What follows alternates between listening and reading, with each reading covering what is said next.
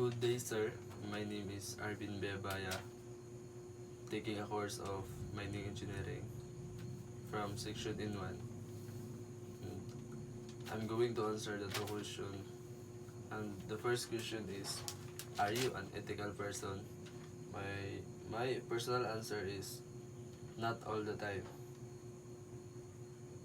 I can say that I am an ethical person because sometimes I did not follow the laws, but I know to myself what is right and wrong.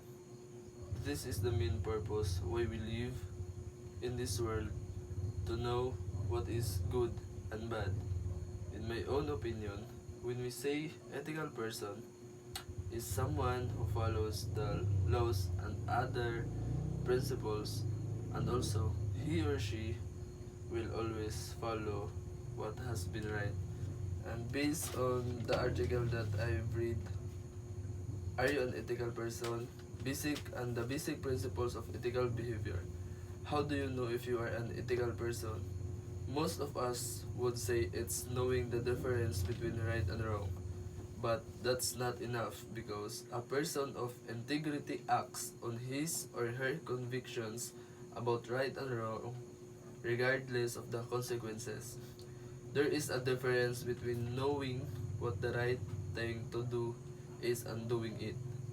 Let's assume you are being pressured by your boss to manipulate the financial statements. An ethical person refuses to go along because it violates honesty. But does it make you disloyal to your boss? And is that a violation of one's ethical responsibilities? The answer is yes and no. Loyalty is important, but it should never be used to mask certain basic ethical values such as honesty, trustworthiness, responsibility, and so on. If we let our loyalty to another trump basic ethical values, then we can imagine all kinds of situations where we do what's in someone else's best interest and not our own or the public interest.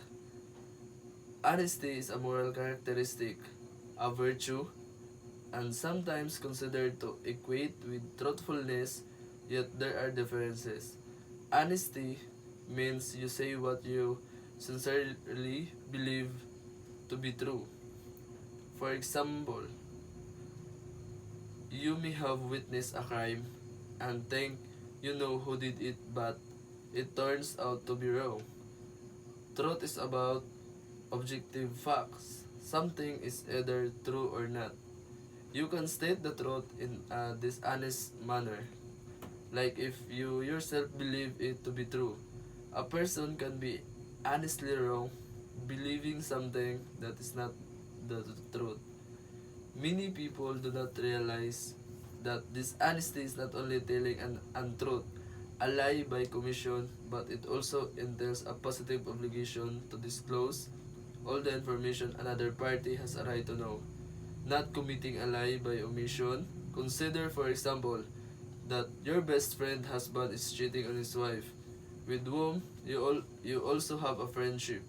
You work in the same office as your best friend. His wife approaches you out of concern that her husband has been working too hard and it affecting his behavior. He is coming home later and seems more distant. She believes you would know whether he is in fact working late and asks whether you have been doing so as well. What do you say? Would you tiptoe around the truth? Would you say something like, I don't know about the extra work because I leave the office at 5 p.m. every day? An untruth? Or would you disclose the truth as you know it to be true? Some of the difficult ethical challenges we face in life are whether to admit our mistakes when questioned about them. Just consider all the politicians who have had affairs and lie about it when confronted. Being an ethical person also requires to be responsible, accountable for one's action and do not covering them up. And the second question is there a fixed morality? In my own opinion, maybe morality is not yet fixed because for me, it is our own understanding. of what good and evil is, and our acts are all based on our understanding of morality.